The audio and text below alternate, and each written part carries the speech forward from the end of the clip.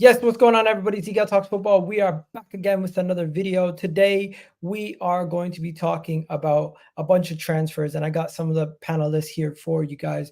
Vibes from the Six is back again. We've been off for a couple of days, but we needed to come back to talk some football. So let's get this show started right about now.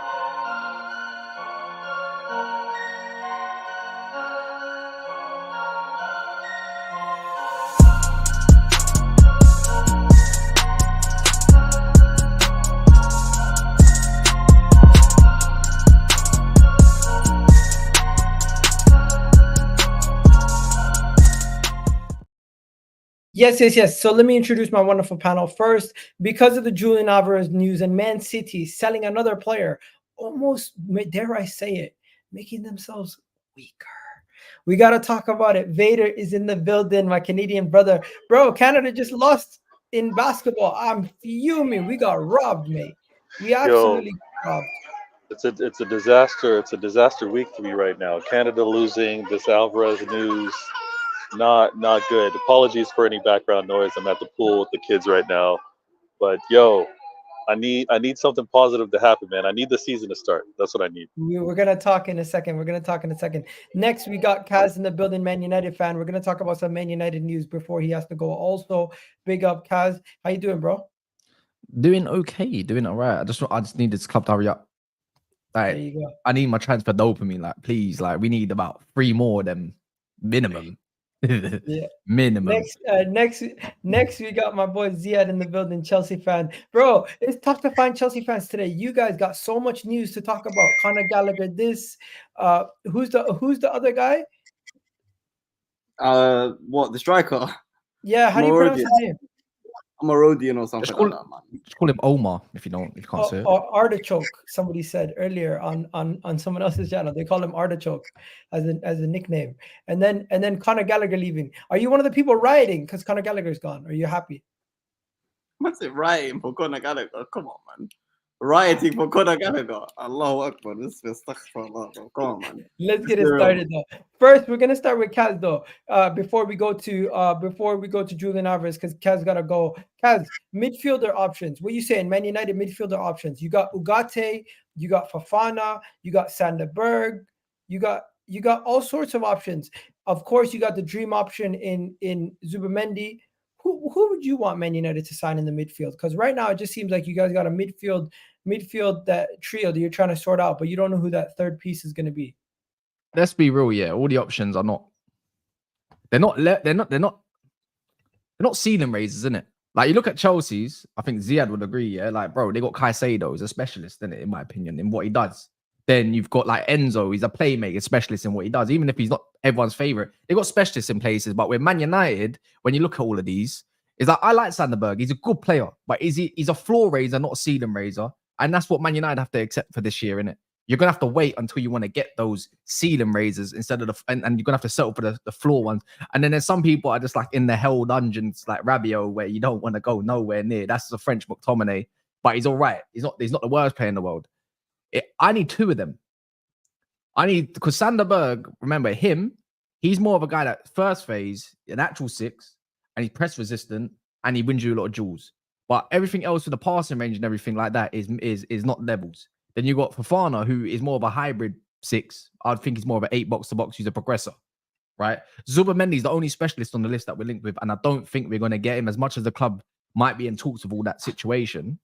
Right now, United's just going to have to settle with some okay midfielders that are just better for balance than what they've currently got.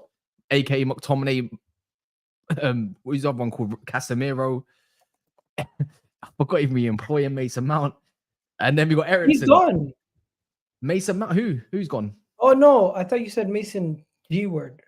Mason G word. No, Mason Mount. Like, I always forget that he even exists. So on that notice, it's like all of that is not balanced in itself, and they're all mid, basically. And I don't think it's special. They might be impact players at most, potentially. That's all they are. So whatever Man United want to go and grab, it just depends what vision they have. Like, what's Ten Hag's... Like, the thing is, I look at Ten Hag's system, he wants his high pressing game. But then you look at sometimes in the midfield where it's a staggered pivot, which is looking like the role these days. where whoever's running it, if you're in a 6, someone's got to be a specialist 6, not a hybrid. Who's the best one to partner Kobe in that whole list? Some say Fofana, some may say Sander Berge. For physicality alone, I think both of them have got it. But do you want a duelist or do you want someone that can progress the ball to Kobe? Which one? That's the issue, Man United right now. You know what? Kaz is actually in a win-win situation because as poor as United were, whatever they're doing is an upgrade. Even if it's just raising the floor, like you mentioned, and not a no. Come on, man. Even if it's not raising the ceiling. The truth hurts, isn't it? The truth hurts in my club. Yeah. It's just like all this is bonus. And the clearing out of dead wood, even if it's minor changes, even if it's not, a clear collection of players to then go on to challenge, all this is bonus. So, I mean, I think Kaz and many aren't happy that Erik ten Hag are there, but if they're able to kind of clean up and have the squad be better, then everything's bonus. So this guy asking for 3 more signings, of course, it's calm for United right now. Yeah, I don't think there's much pressure. Like the thing is, I don't think Man United fans don't feel pressure for next season, but I'm pretty sure Ten Hag does. That's the truth. Ten Hag's the only Ten Hag's the guy who's got to go. Okay, everybody was rating me year 1. I screwed up year 2. Now let me try and prove them right again with what I do year 3. He's the one. Else has been stripped away from him, right? None of these player personnel decisions, they're all gone. All he needs to do is think about tactics, instructions, and closing out these games. So you got to deliver. Yeah. And Ziad, what about you? What do you think about Man United when you look at their midfield? What do you think they need out of these players? They need someone that can sit 100%. But it's talk about pressure for Ten Hag. I think the pressure is on probably Ineos coming in and giving Ten Hag that extension. A lot of the fan base did not want Ten Hag to stay, and they give him that extension. So I think the pressure is on him. The pressure is on the manager. They have Ruud van Nistelrooy there. Develop. Okay. He's the backup. But I'm telling you right now. In case of emergency, break glass, get rid of Ten Hag, and you got Ruud right there. Yeah, it's like in the case that you break up with your girl, you got your backup already. That's what it is. I hope your wife is not in the room. I hope your wife is not in the room, inshallah. Nah, Miguel's showing his player years. He's sharing his player years. I hear. Nah, listen, it's a reference. Oh, is it? Is it? Nah, you don't want to get in trouble, man. Why do you think Miguel left Toronto? Why do you think he had to leave the city? You guys are sick. Anyways, continue. No, man, they need something, man. Well, do you reckon Ruud is the one? Because I've heard this a couple of times. You lot reckon Ruud would be the one to take over the reins? Yeah, 100%. That's too far. But that's a bit. Don't you think that's a bit underwhelming? Like if that was ever the plan, though. No, that is the in-house quick fix. Yeah. So interim. It makes sense. Yeah, interim with the potential to take the job over as the main man. Oh, that's still underwhelming though, bro. This is a man who won the league, by the way, at PSV.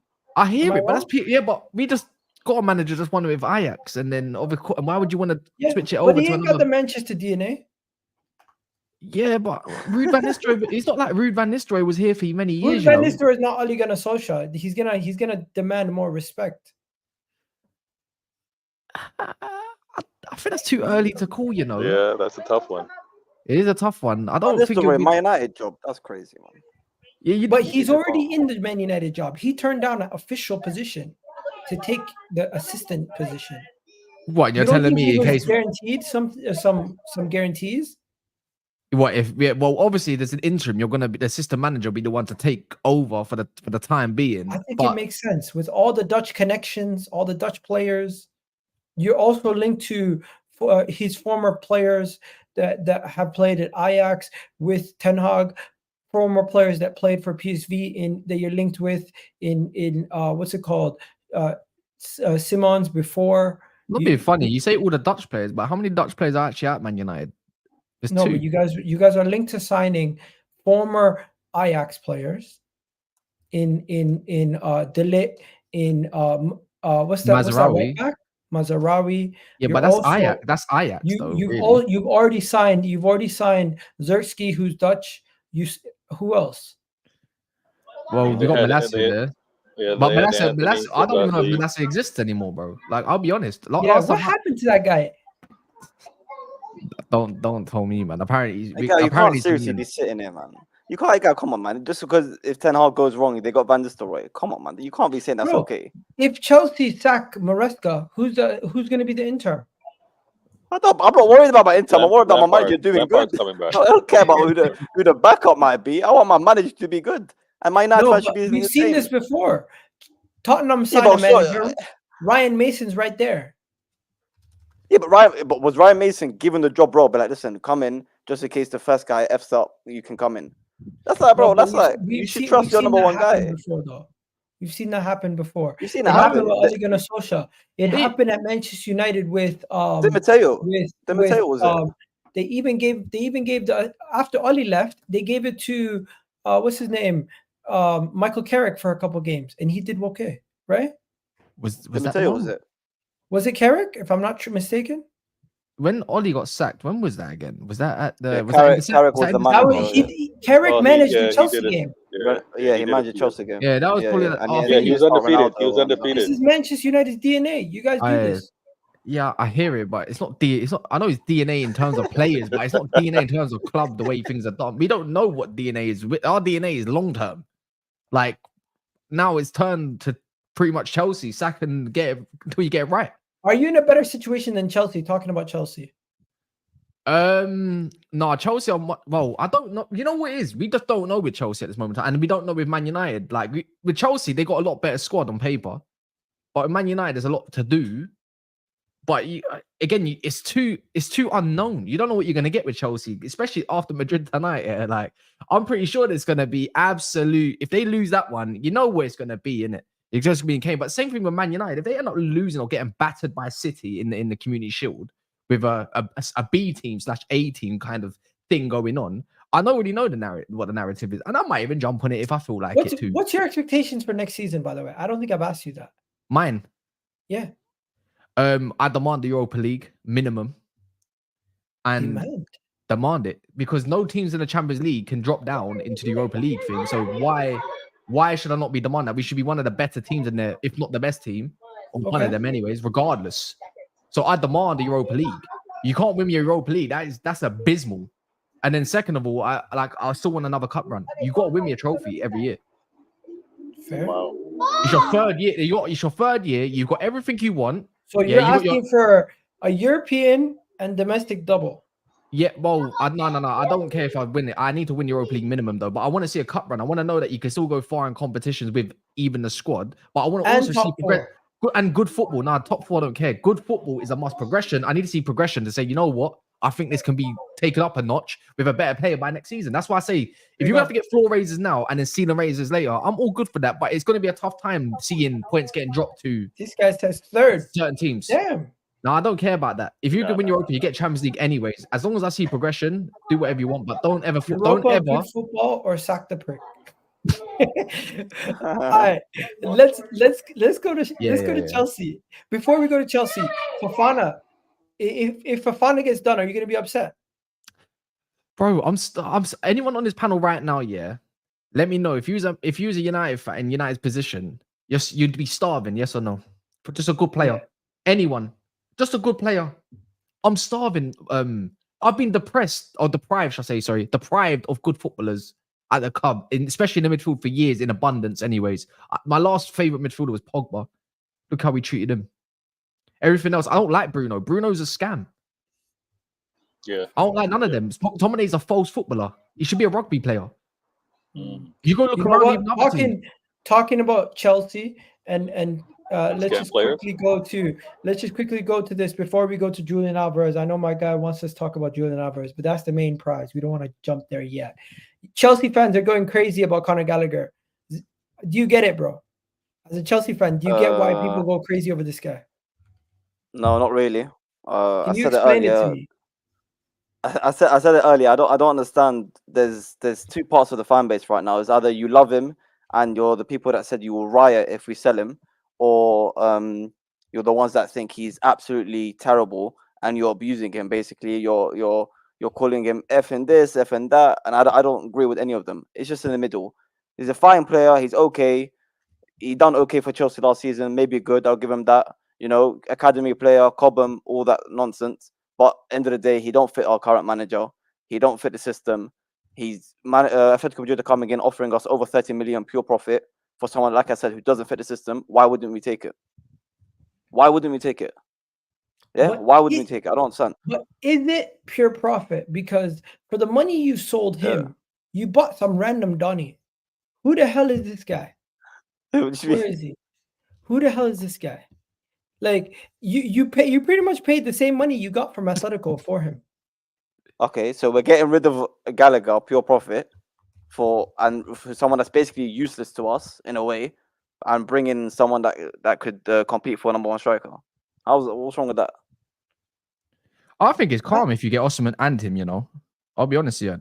Like Osimhen, I don't get bro, me wrong. I don't know where everyone's gonna play, man. Yeah, but That's you're gonna the need thing. you're gonna need maybe Mark Zhu might go out on loan in it, but you got to deep. Chelsea's all about cups. You got 3 strikers is not that bad, right? In my opinion, right? They have you look four. at you look yeah not who what Jackson no, but he'll get used as a left winger, I reckon. Mudryk is crap. And Camille, Kunku Mudryk is also. crap.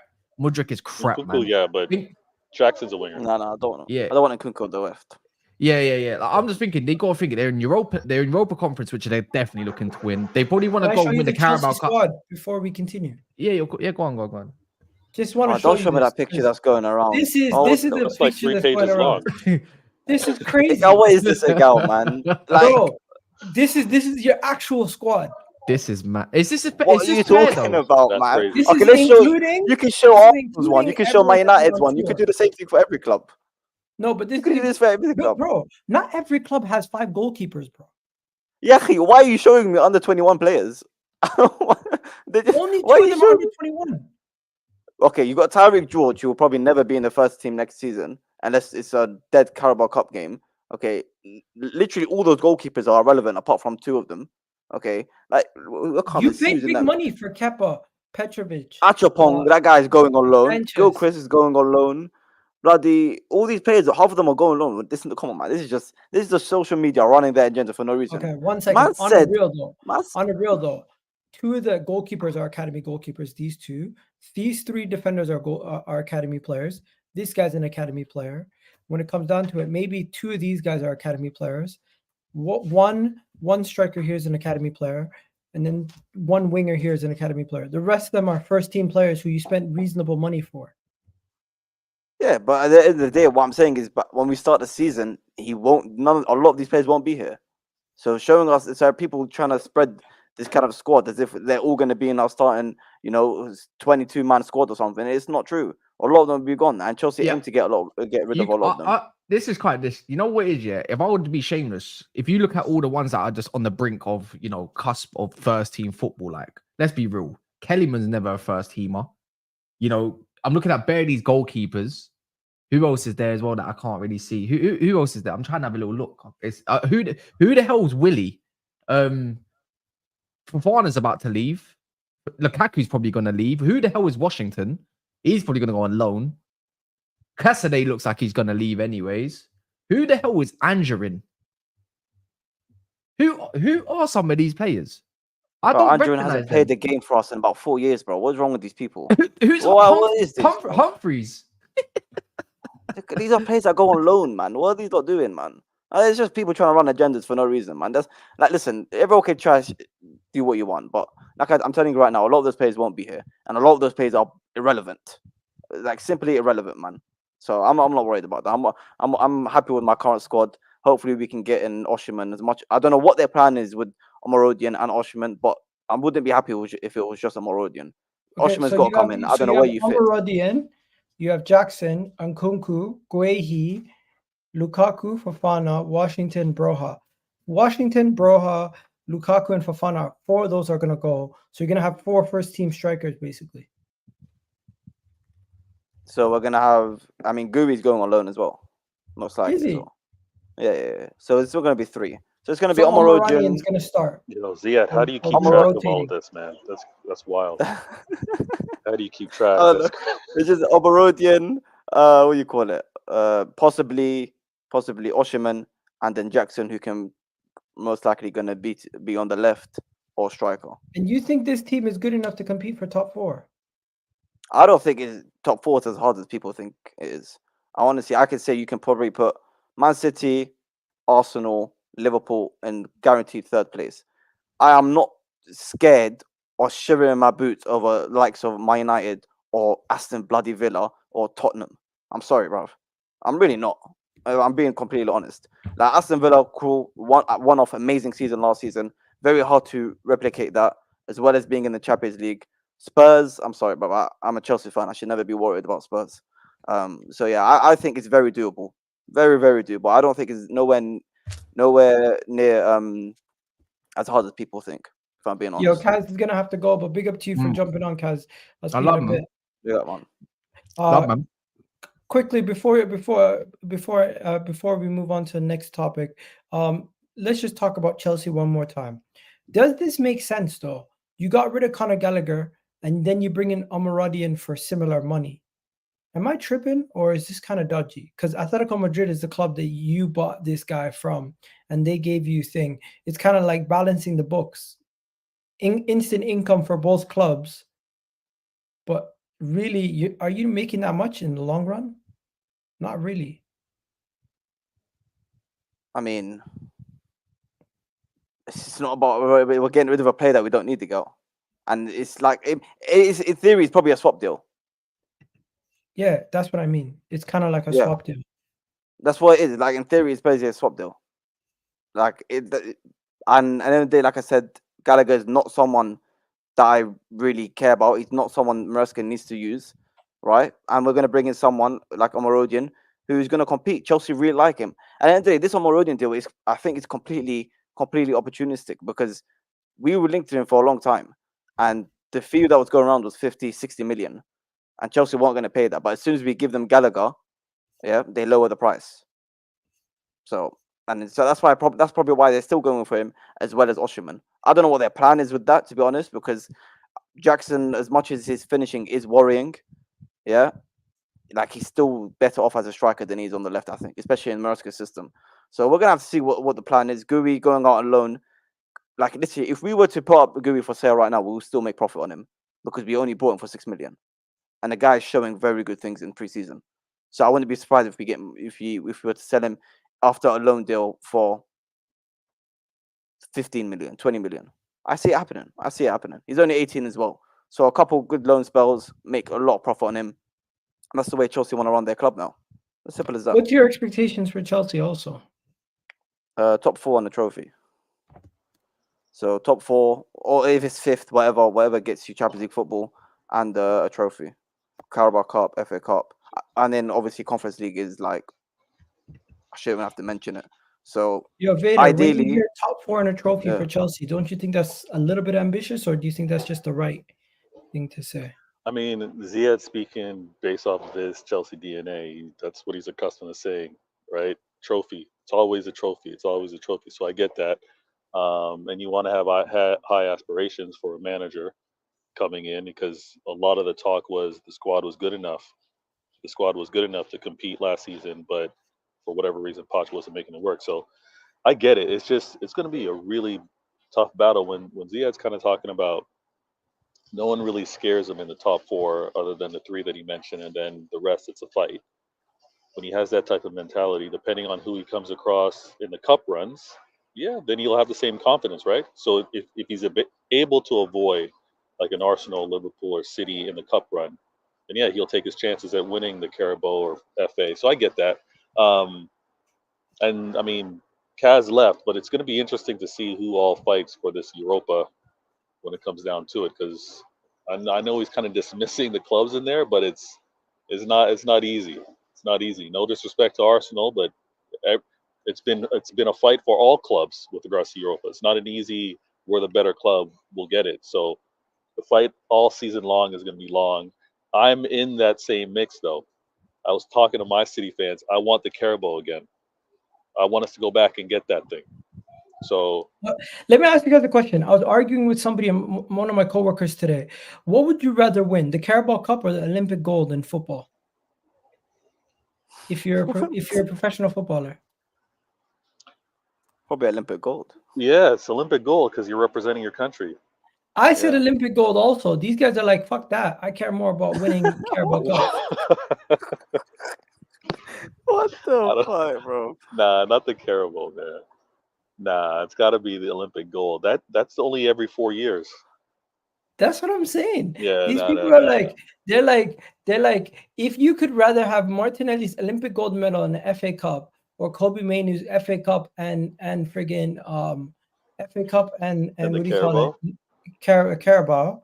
They're like, we'd rather have the Carabao and FA Cup. I'm like, what? Nah, You wouldn't want an Olympic gold? These people are sick. yeah, that's crazy. Anyways, That's crazy. enough Does make about sense. that. Let's get into the main business now. Man City, bro. You guys sold Julian Alvarez. I was shocked. I thought Chelsea were going to come after him. You would have loved that, eh? You would have loved I would Chelsea have loved getting it. Julian Alvarez. I would Nah, have we loved ain't it, doing that but again. you that's one thing as well. I think if you're charging Atletico Madrid that much, I can only imagine what you would want from Chelsea. But at the same time, I think not the main reason, but a big factor on why he did leave Man City was apparently the weather. You know, he wants to go back to a nice hot weather. He's from a hot country, so you know he's gone to Spain and enjoyed himself. So, but if it's 95 million euros package for Atletico Madrid, man, you guys would have killed us for Alvarez. And to be honest, if I'm being truth to myself, as much as I love I Alvarez think and I would 95 million love him euros at is a Chelsea, good deal. that's a lot of money, Agal. It's a It's a good lot of deal money. for them. I don't think it's a good deal. A good deal is Wait, a bit what? 95. That's a lot, man. He's worth it, though. Yeah, it's a good deal. What are you talking about, He's Zia? 24 years old. 24. He starts for Yeah, he's every one. club, but maybe 2 other clubs in the Prem. He starts for everybody else. He probably That's starts He for doesn't everyone. start for He Newcastle. probably okay, apart from Newcastle, maybe. Oh wait, maybe not. Yeah, He thinks maybe Aston otherwise. Villa. Maybe Aston Villa. Maybe because No, he's he had better. a No, phenomenal he's year. better than Watkins. No, he is better, He's better than but hey, man had a phenomenal season last year, so I'm not going to discredit that. So you can see Aston Villa saying, "No, we Is don't he need better him." You than can see Ivan Toney? Newcastle. Yeah, he's better than Ivan Toney. He's also younger than Ivan Toney. Like, listen, I said this. It didn't get much review or much acceptance, but I wanted Ivan Toney as a replacement because I think he would accept his role behind Erling Haaland and he'd want trophies. But at the same time, if he's out there for another contract, he's going to want to get the big payday. So Ivan Toney doesn't really make sense. The deal financially makes tons of sense. What Manchester City set that evaluation, Atletico Madrid accepted it. They wanted him. Makes sense. Also, from a career standpoint, and I said this on my channel, I'm not mad at Julian Alvarez. I get it. You've been trying to fight your way to be ahead of Erling Haaland the last 2 years. The only reason why you got the minutes that you did last year was because Erling was hurt. Whenever Pep has needed to trust a striker in the big games, Champions League, it's been Haaland, no question. So Alvarez is looking at going into another year. Chances are KDB is not going to be injured the way he was, out for 5 months. Chances are Haaland's not going to be out for 2 months. I'm not going to get the minutes like I did last year. So I might as well make a move now while my stock is really, really high. And I don't fault him from a career standpoint. I wish the man would have wanted to fight a little longer. I wish he would have wanted to maybe prove to himself, yeah, I can surpass Erling Haaland. I can show you, Pep, that I'm better Why? than him. What do you mean? Why? When he can start Haaland? week in, week out. Why would he stay to fight Haaland when he can start week in, Because week he out would for a stay. Champions League Because club? he would stay and show and prove in front of the greatest manager in the world right now. He would stay Yo, and Jay, show do you this hear manager I Neil can be number Mopai one. with finishing? Oh should yeah, stay Neil. and fight? I see Neil Mopay with ball striking has managed to get himself a big move. Yeah. Yeah. You think Neil Is that Mope what's with ball going on? striking is getting 90 mil? Hey, That's listen. Already. violation, Look, man. the thing is, That's violation, man. it's not violation. It's Yeah, you're accurate. Like disrespectful. obviously, Alvarez has world class ball striking, but the thing is that if you take the ball striking away, and people will be like, "Well, that's very simplistic of you," because that's not how football works. But you know, I'm very like, even if you watch basketball, I don't know if any of you watch basketball, but you know, like Kyrie Irving, yeah. Yeah. So like, you can have a Kyrie Irving, and he thinks he should be the number 1 star on the team, but he's meant to be a number 2 star on the team. So I'm very interested in Alvarez, whether he's overcooked what he brings to the table as a leading man, or whether, you know, he's happy to be the man now at Atleti. So it's a lot of Can money. he fill Griezmann's shoes at Atletico Madrid in your opinion? No, because he's not as good a player as Griezmann. Like so from my point of view, he's not technically as good as him. He's not as creative as him. He'll do very, very well to even hit Griezmann's goal scoring numbers. I mean, I know he's dropped off a little bit in the last couple of years, but in terms of his general career, I like Alvarez as a player. I'm not sure. To me, like if you're saying Alvarez is your leading 9, can he lead in a 4-2-3-1? Is he going to play in a support striker? My big thing though is Simeone has failed for me multiple times with attackers. He has never really shown me that he has the managerial nuance to pull out of those strikers who they're meant to be. Maybe Falcao is the only example I can think of. I think of players like Trippier and stuff, and players who are more defensive, who he has done a lot with, and I can see him helping Gallagher get to the next level and evolve in his game. But in terms of attackers, there's so much evidence that Simeone isn't really great with attackers, doesn't really help them get to the next level, whether that's from his style of football or whether that's from his specific coaching. So to me, if Alvarez is the finished article as he might be, I don't know how much better he's going to get at Atleti based on Simeone's He's not the track. finished article, Jay. He's not. He's 25. I wouldn't say that he's the finished article. Even in terms of player, he from a striker standpoint, I don't think he's reached his peak. So there's a lot of potential there, and that's maybe part of the price tag with regards to, or part of the valuation. Is he worth 95 million? Yes. Stop asking that. Yes. Well, it's the thing. The way I would look at it is because if you look at attackers, he said no. No, but you got to look at the attackers and look at what the market's saying. Like if you're gonna pay 100 million for Osimhen, Alvarez, you can make a good argument for being worth at least 90 million. If that's the going rate. I don't like to compare strikers in isolation. I like to look at the batch of strikers all together and say, okay, if you're asking for 85 for Gyökeres, 100 for Osimhen, then City are entitled to ask for 80 million plus for Alvarez, even though I wouldn't pay that personally. You're crazy, Jay. Are you not, Jay? I was going to ask you, are you not disappointed that Spurs weren't in to get him? No, because really? I feel like with Alvarez, he doesn't solve the issues. No, I understand Jay personally not liking him, but your club, you don't think your club needs a profile like Alvarez? No, because my point is, I want my club to be smart. If you have Son who can play the 9, and then you have Alvarez that plays the 9, you're not solving any of the issues you have when Son plays 9 by having Alvarez. Do you see what I mean? Okay, let me stop you guys there. Son's been great on the left. Why would you not? No, but my point is that like Son playing as a 9, I'd rather give me a Solanke and give me a different demographic of striker than bring me another striker that has similar failings to Son. Nah. Yeah. Son's best position's out on the left. Alvarez centrally. I'm not. Are you saying Solanke is a better striker than? No, I'm saying Solanke solves a different problem. Like Spurs could go and buy like Jonathan David, if they wanted, and they'd have a quality Canadian, by the way. Quality Canadian. That's what I'm saying. And not that good. He's not. He wouldn't be Alvarez level. Stop it, Igal. That's why he got shipped out of Canada. Stop that. Yeah. I think Eddie Nketiah is better, bro. Than David. Oh, David's better than David's better than Nketiah. Oh, I know what Igal's trying to do. He's trying to raise the value of Nketiah. That's what he's trying to do. I get it. Sure. Yeah. David's Anyways, better. Let me just bring it back quickly. We've gone so far off. Okay. Man City without that's Julian what Jay does. Are they worse off now, or do you think Oscar Bob and these other guys can pick up the slack? I think it's early.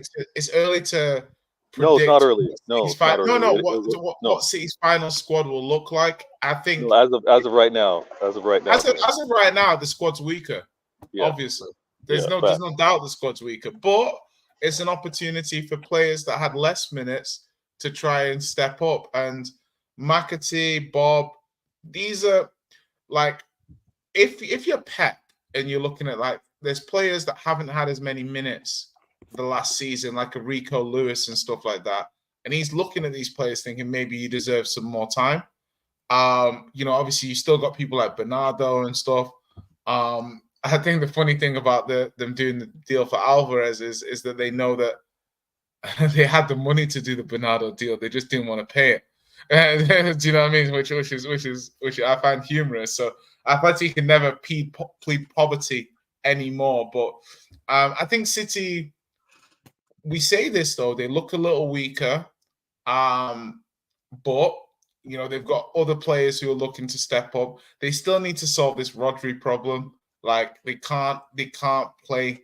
For me, that's a bigger issue than replacing Alvarez. They need to they got Kovacic. Kovacic is the Rodri. It's not the same. They need like a Zubimendi or they need somebody who can literally take some of the minutes from him because he can't be playing 60, 70 games a season. It's just too much. So before we hear from Vader, Man City, they're getting weaker. What are you saying? I mean, losing Alvarez is a massive loss. But I mean, Oscar Bob, someone that's very talented, can do a very big role. To be honest, even Bernardo Silva maybe better a little bit centrally as well, where Alvarez was a bit used last season. And then you could then replace that Bernardo Silva with an Oscar Bob. So I think it's very difficult to say that they may be weaker on paper because Alvarez is a top player. But I'm sorry, like players like Oscar Bob, serious talent. So I don't think it's a massive L. I still think they're favorites for the title because I feel like we have this conversation every season about are they weaker, are they going to struggle? Listen, Pep's always going to find a way. And if they really need to replace Alvarez and Pep really thinks without replacing Alvarez they're going to struggle, then Messi will be in the market and they will get someone. But yeah, I think Oscar Bob, maybe this might be his season. Chelsea fans were talking about Oscar Bob coming to Chelsea, similar to like a Palmer situation. But maybe this is Oscar Bob's opening. Alvarez leaving, maybe that's it for Oscar Bob. Maybe that's his opportunity to stick around, and maybe Bernardo Silva gets used more centrally, where I think he's probably a little bit better.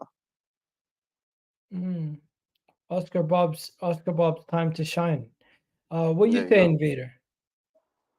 Yo, instantly we're weaker with the departure of Alvarez, and I said it a little earlier. He covered over for KDB. He covered for Haaland when those two were injured. And I'm not going to say it boiled down to one player why we won the league, but we were able to get those 2 points ahead of you guys, ahead of Arsenal in particular, because we were able to kind of like stay in rhythm, stay in form with those guys not being in the mix with an Alvarez. We don't have that. So every City fan that's optimistic, oh, we'll be fine. Yeah, we'll be fine if we don't have major injuries like that again in those key positions. So I'm knocking on wood over here to say Haaland healthy, KDB healthy, we're good. We don't need so much of a backup for Haaland. But the congested part of the season, what no one's really looking at right now, except for a few of us that are playing in Champions League, when it becomes League, Champions League, FA, like that part, I'm going to be looking to be like, okay, Haaland, are you playing every game, every 3 days? I don't know. Is Pep going to rely on an Oscar Bob to kind of do that? Does he have the potential to do that? Sure. But it's all a what if. It's all a what if. And I like the business. I like the player, what he did career-wise. But from a club, all the whispers are saying we're probably not going to go out and get an attacking player. Like Ziad just mentioned, I think the priority is going to be within the midfield. We definitely need coverage for future Ballon d'Or winner Rodri. We need that coverage. So whoever they go out and get, we'll see. But attacking wise, it's going to be Pep doing his MacGyver again. It's going to be Pep being like, okay, there's no one that we're going to go and get it in the attacking position. We'll make do. Maybe we'll bring back the false nine, or we'll put a Savio to play striker for a one-off game, or we'll put a false nine opportunity. Maybe Foden does the role. But like for like, remaining in that attacking form, not reverting to a false nine, without Alvarez, that's going to be the case this season. I think it's disadvantage City. I think it's slight advantage Arsenal because what was the advantage that City had all season long? We had two killers up front. We had Haaland and Alvarez. You guys are still trying to figure out who's going to be your killer up front. But if you had one, I think there's a huge difference. If we don't have Haaland, I think there's a huge gap. But that's more of a wait and see if we have the injury. Are You we think you go favored? get Musiala? Not this year. I don't think Maybe it next happens this year. year. And if it were to happen again, now we got a war chest. We do have a lot of money. I mean, we're winning the net spend battle, right? So we could afford and break the bank and destroy the internet with a ridiculous price tag over there. Maybe Vincent Company might do us a favor, right? But it doesn't look that way. It looks like we're gonna have to make do this season and see where things lie. And this is gonna be the toughest, most I think competitive. I think you've done some fantastic business. 14 million being Yeah, but flipped you're into talking as an accountant, Egal. When you look at it trying to win your title, you trying to erase this 20 years, you're now smiling. I know you were. I know you were Oh, smiling yeah. seeing Alvarez. So yeah, we did good business, but from a competitive standpoint, we took a little hit. But your Man City fans always tell me we never get weaker. We just retool. No, we don't say we never get weaker. We just say we've got confidence in Pep to figure it out. But You see, they try to switch it up, Ziad. They do. They always do that. no, we don't. We're not switching They try to anything up. switch it up. 1 second it's like, oh, now you're smiling that we sold them. Next second it's like, yeah, we trust in Pep. Quickly before we go to Tottenham, Chiesa. Do you guys think Arsenal should take a chance on Chiesa? I think it's a waste of money. I think it's not worth the gamble. He could be finished. You never know. He's 26 years old Yeah. now. Is that a priority for you guys? You're What? probably better off. You're probably better off to not even risk it, in my opinion. Sure things are better. Like you guys have all been doing the long term vision. You guys have all been doing with the smart investment. I don't think you guys, again, for everything that's been said, not you in particular, Miguel, relax, don't get triggered. But many Arsenal fans said it doesn't require much for what would have allowed you guys to win the league. I don't think you guys need to take this risk. Yeah, since his ACL, he's not been worth it. What are you saying, Chiesa? Would you even take him at Chelsea? I mean, I was thinking about it. The price, what was it, like 20 million? I mean, maybe, but I felt like it's just maybe a stopgap for one season. I don't think it's really worth it. I think Arsenal could do it maybe with the left winger. I think you've got Martinelli and Trossard, but I don't know about Martinelli, man. I think he's okay. I don't think he's I feel like you lot, it's not be agenda. I feel like your left winger and striker let you lot down a little bit, man. Unless Trossard is able to be consistent starter, not off the bench, unless he can get a good run of form as a starter. I feel like your left winger and the striker let you down, man. I feel like if this summer, unless you don't go crazy and get Osimhen out of nowhere or something, if you don't would have signed a proper left winger and a striker, you probably would have been favourites, to be honest. Probably would have been favourites. But yeah, Chiesa probably not for even Arsenal. No. Yeah. So everyone's out on him. I mean, even Juve out on him. So yeah. Would you guys have sold Eddie Nketiah for the second offer that we got, 27 million euros? 27 million. Yeah, we turned it down. Yeah, you guys are greedy. you're not getting more than that. You guys are greedy. I think we could have got a decent offer. Not when More than there's 27 million. Yeah, no, not when there's other options out there. Like 27, you should have just snatched it. You should have been, yeah, take that right away. Now it looks like he's gonna oh wait, would you guys? I don't even think you guys can loan him. We could. To who? He's gonna be on your bench. Half of your fan base are gonna be pissed off that he's still there. Long let it continue. Actually, I need something. We could go back to Marseille and be like, hey, we'll take 3 million less than what we rejected. What? Yeah, We did that before. But yo, the whole reason why I brought Jay was to talk about Solanke, and now he disappeared. Jay, where you at? Get back here. Jay doing the Solanke hype over Alvarez. Shameless. Bro, this is crazy. Man literally came here to speak about Solanke, but he was speaking Solanke over Julian Alvarez. I didn't say. Listen, this is why it's very important to be very, very, around when Igal starts waffling on your name, on your good name. Man just started putting things I didn't say. Listen, the question is would I rather have Alvarez than Solanke? Money included, everything. Probably slightly. How much does Solanke cost? This is the problem with Jay. His whole hesitation and looking up in the sky and saying probably slightly. Come on, you're slightly. Because the thing is, let's like. Oh my goodness. Does Solanke start for Chelsea? Yes. Does Solanke start at Arsenal? Yes. You think Solanke starts everywhere besides Newcastle? I think so. I think if you're gonna say Havertz and Solanke, yeah, I don't think there's a huge. I don't think Havertz is so much better than Solanke as a striker at all. And I don't think Solanke starts at Liverpool. I think he's like I think I like Jota a lot. I think Jota is a top 9. But if you're looking, let's be clear about something. Yeah, Solanke scored 19 goals in the Prem last season. I think it was 18 non-penalty goals. That's as good as anybody. Bar Haaland's. And he had good availability too. And Watkins. So you've got a guy who's 26, who seems on an upward trajectory, who, if you look at Gyökeres, if you like Gyökeres, you can say, I look at Gyökeres and I say, okay, well, Gyökeres performed 2 seasons for Coventry, and then he's gone to Sporting and he's performed. Yeah. If I look at Solanke, I'll be like, okay, he performed 2 seasons for Bournemouth in the Championship.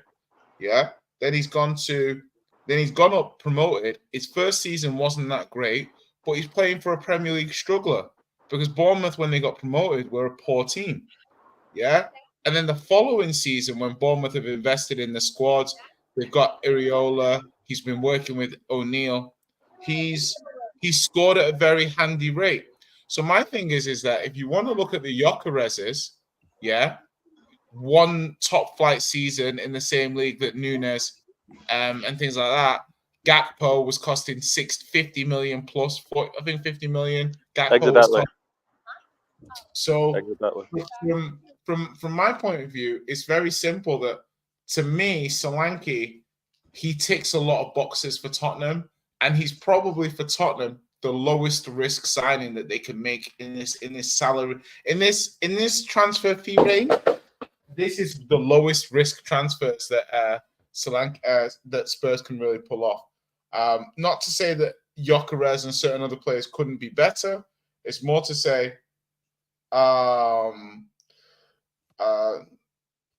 it's more to say that it's not.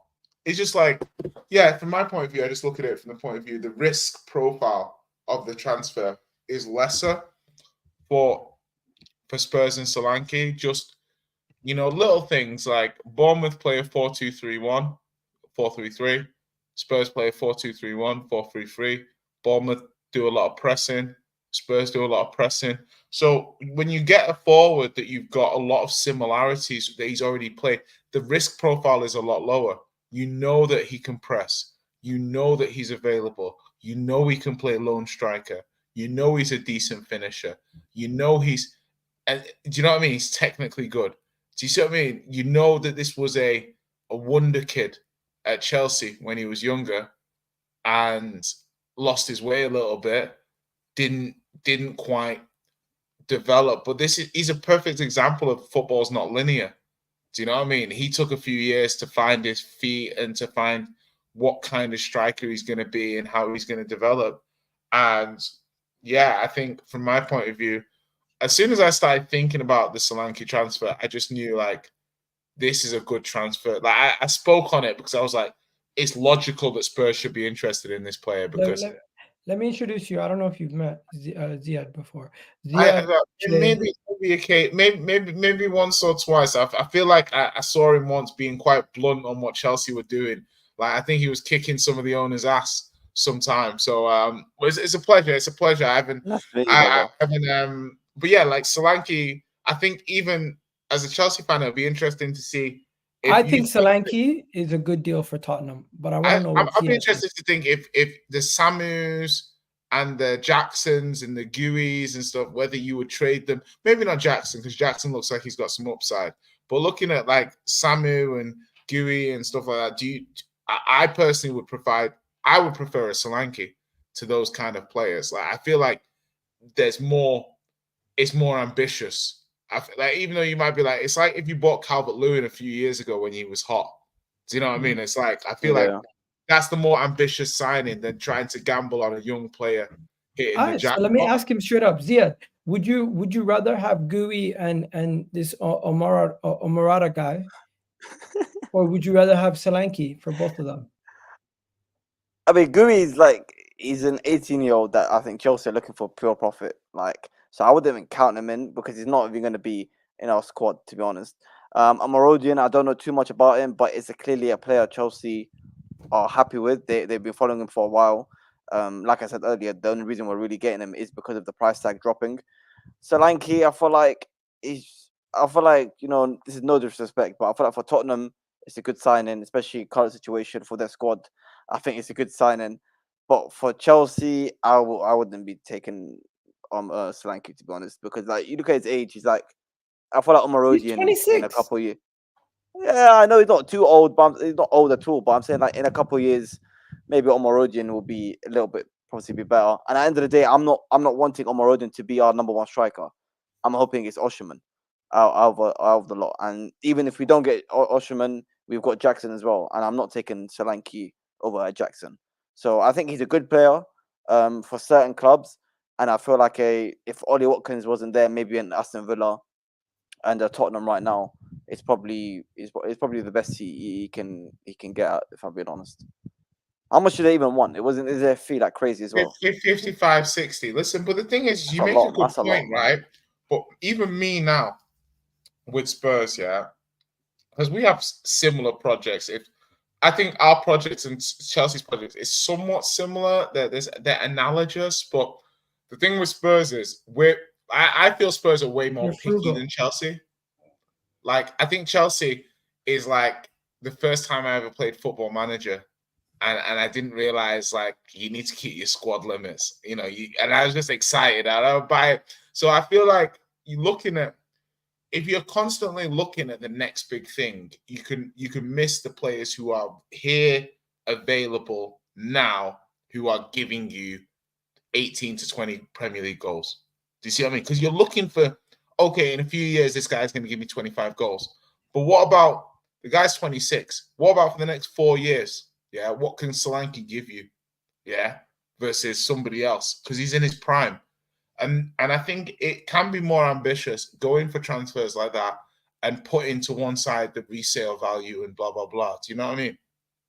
Like it's easy to say, let me buy this guy for £10 million, and if he hits it big, amazing. Like look at Jackson; he's already worth double, maybe. If Chelsea wanted to sell Jackson tomorrow, I think Chelsea could arguably get 50, 55, 60 million quite reasonably. But I don't think that's going to be a crazy stretch in my imagination. Like, so, yeah. But is Jackson a top guy? Is Jackson better than Solanke? Is Jackson better than Solanke? I think Jackson at this moment in time is not better than Solanke. I think they've got different attributes. I feel like I would rather have Solanke. I don't know about you. I would rather have Solanke. What are you saying, Ziad? Solanke is a better finisher, obviously, but Jackson which is key, obviously, for a striker. But I think as a player, right now, if to spend 60 million on Solanke, especially now, I would say Jackson. I'm not gonna lie to you. I think Jackson is quite underrated, to be honest. He's quite a good player, man. Fair. He's a good player. You know what? I'm gonna have to wrap it up short because I gotta go. And Ziad, you gotta show yourself. But before we go anywhere, would either of you guys sign Pedro Neto? Another player that's crazy with injuries, man. Another player with crazy injuries, maybe. 45 Tottenham again, million. maybe Tottenham. My thing is that like I get. He could end up at Man City. You're laughing. No, but the problem is No, that, he's not going Man City, man. But this is where I'm saying like the difference is like there's levels to certain players, and I think there's so many good players in world football now. There's so many good players. It's not about finding a good player. It's about finding like a needle mover. I think Neto without injuries is an absolute needle mover. He's better than the majority of left-footed right wingers. But that doesn't mean shit because you still got people like Salah, Cole Palmer, Saka in this league. Do you know what I mean? So for me, you have a Kulusevski who's a bit hot and cold compared to the players I've just named. Neto's more consistent, and I think if you're Spurs and you bring Neto and Solanke into your team, that's going to help you a lot. Like it's going to help you a lot on attack. It's going to help you a lot more in holding the ball up. And I guess it's profiles. It's like Chelsea don't need a Neto. You know what's funny about your team though? Yeah. You guys tend to go for the player everybody wanted 2 years ago when they're out of like the spotlight. I think that's a bit unfair because I think like you Arsenal, for example, were buying Jorginhos and Havertz's a year or two outside of their spotlights.